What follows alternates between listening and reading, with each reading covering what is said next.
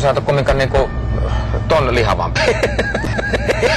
Sä juot kokista. No sitä ne on sukulaiset sanonut. Ajattelis vetästä tommosen ihmisen Joo, yhdessä illassa. niin nopeasti kuin mahdollista. Silloin tällöin. No mistäs moinen? Se on elämän tarkoitus. Että sä oot tämmönen kokiksen juoja kaveri. Kyllä. Paljonko menee päivässä? No silloin kun sitä juo, niin kyllä se 1,5 litraa menee 3 illassa. Pitääkö se paikkansa? Mulla on tässä itselläni tämmönen testi, mä koitan. Se on niinku nopeasti juoda, niin vähän miltä tuntuu. Niin. Mm-hmm. Se on niin hapokasta.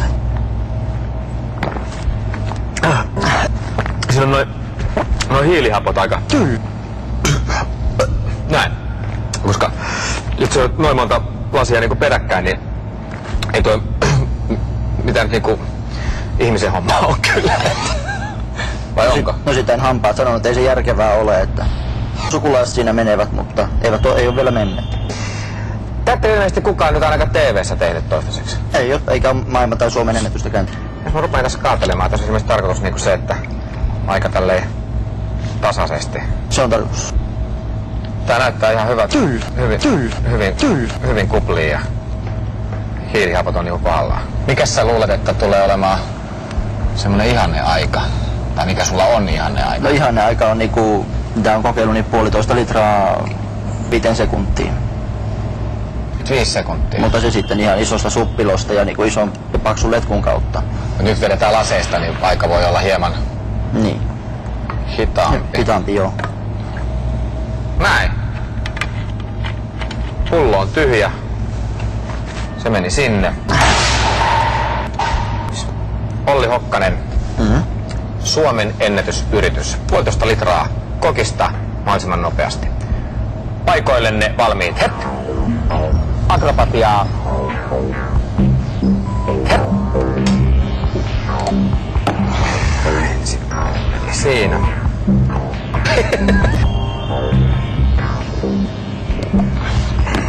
Siitä.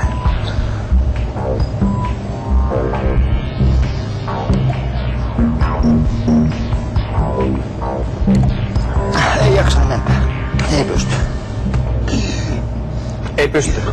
Ei pysty, on niin hapokasta, että ei pysty. Nyt kävi näin. Nyt kävi näin, ei pysty juomaan.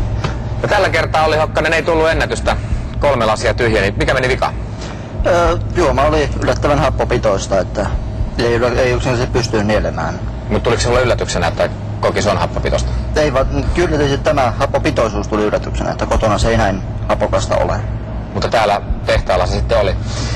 Oletko sä aikaisemmin kumminkin, sä oot pystynyt tekemään tän? Kyllä, olen pystynyt, jos niin suppilo on ollut pidempään auki ja on ollut paksu, niin kuin kotona se seisoo pöydällä, niin kyllä on. Mutta tällä kertaa kävi nyt näin.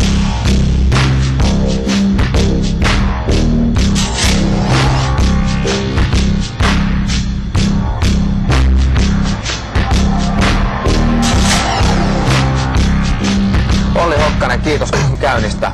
Uljas yritys. Joskus meillä käy täällä tehtaalla myös näin.